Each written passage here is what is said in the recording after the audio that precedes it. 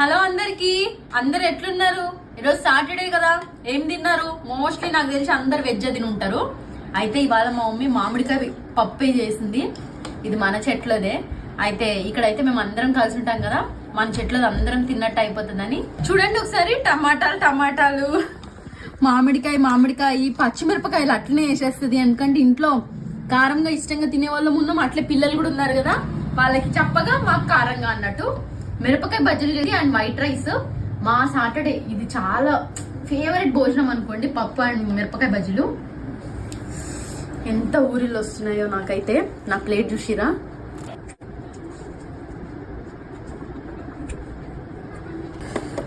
పొయ్యి మీద నుంచి ఇప్పుడే దించి ఎక్కువ తింటున్నాం. నిజంగా మామిడికాయ పప్పే.